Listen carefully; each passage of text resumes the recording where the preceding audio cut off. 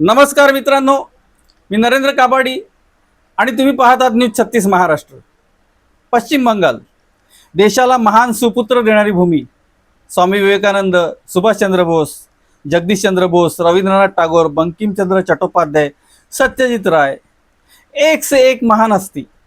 पण गेले 45 वर्षापासून महान बंगाल भकास होत गेलं. 15 वर्षापूर्वी कम्युनिस्ट राजवट संपली आणि तृणमूल राजवट आली. जणू नागनाथ गेला आणि सापनात आला, अशीच अवस्था जनतेसाठी करून ठेवली होती.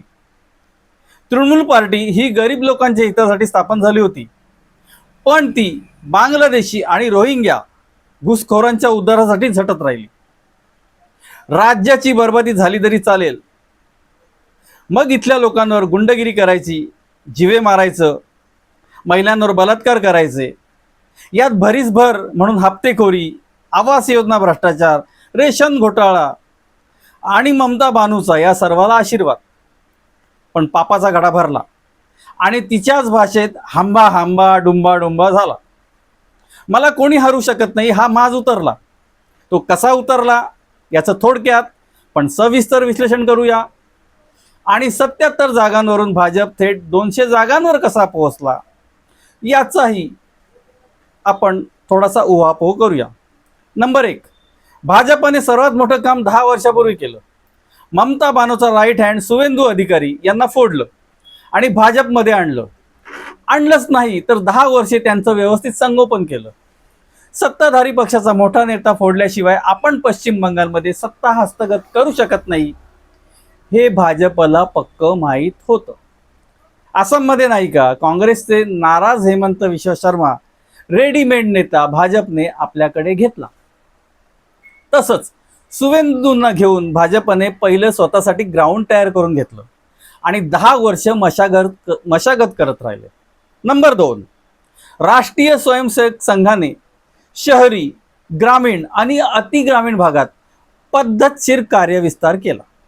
स्वयंसेवकांच्या माध्यमातून बंगालच्या भयानक परिस्थितीची जाणीव जनतेला करून देण्याचा महत्त्वपूर्ण अजेंडा राबवण्यात आला आणि हा प्रचार खूपच महत्त्वपूर्ण ठरला. नंबर 3, SIR प्रक्रिया.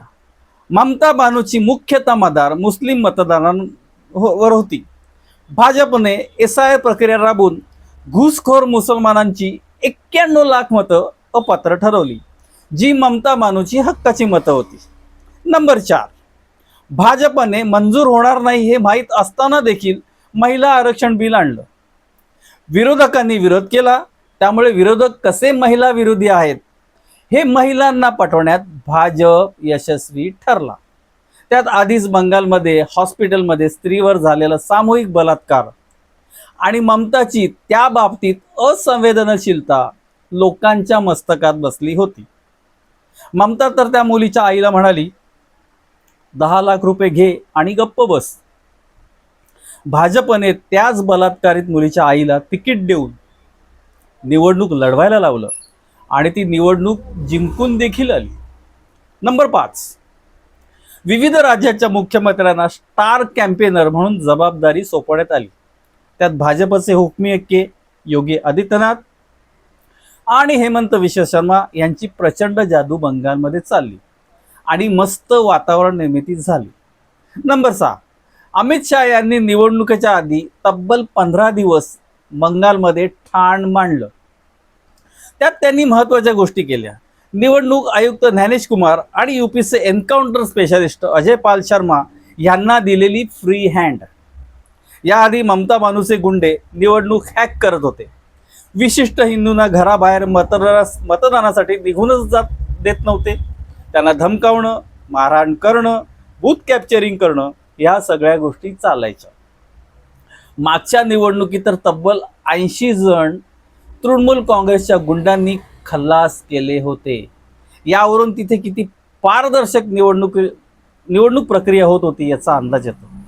पण अमित शहांनी तब्बल 2,40,000 CRPFचे जवान पूर्ण बंगालमध्ये तैनात केले आणि TMCच्या गुंडांची पॅन निवडणुकीच्या आधीच ओली करून टाकली. तरी त्यांनी थोडासा उद्रेक करण्याचा प्रयत्न केला, पण उपयोग झाला नाही. आणि अमित शहांनी जनतेला आव्हानच केलं होतं, निर्भय होऊन मतदान करा. घाबरण्याची मुळीच गरज नाही. गुंडागर्दीची व्यवस्थित denting painting Yogi Adityanath style करण्यात येईल. उलटा टांगून फटके देण्यात येतील. आणि मग कधी नव्हे इतका हिंदू एकत्र आला आणि तब्बल 93% व्होटिंगचा रेकॉर्ड झाला. तिथेच TMCचा टांगा पलटी झाला. मित्रांनो, BJP खरंच 24/7 इलेक्शन मोडवर असते. BJP एक एक डाव टाकत होती आणि TMC झोपलेली होती. या सगळ्याला काउंटर करण्यासाठी TMCवाली काय बरळत होते तर 4 तारखेनंतर आमच्या विरोधकांना वाचवायला कोणी येणार नाही असं बोलून ते स्वतःसाठीच खड्डा खणत होते. भाजपाने दणदणीत विजय मिळवला. आपण विजयी होऊन देशाचे भावी पंतप्रधान म्हणून स्वतःला पेश करू पाहणारी ममता 15,000हून अधिक मतांनी सुवेंदू अधिकारी यांच्या विरुद्ध भवानीपूरमधून पराभूत झाली. म्हणजेच प्रचलित सरकारविरुद्ध जनतेचा रोष होता आणि त्यांची मतं भाजप आपल्या बाजूने वळवण्यात यशस्वी झाली. स्त्रियांवर होणाऱ्या अत्याचाराबाबत मौन बाळगणारी पराभवाच्या नामुष्कीत सापडली आणि कित्येक वर्ष आसनसोलमध्ये असलेलं दुर्गा मातेचं मंदिर काही धर्मांधांच्या धमकीमुळे उघडलं जात नव्हतं, ते उघडलं. शूर्पणखा गेली आणि दुर्गा माता जागृत झाली.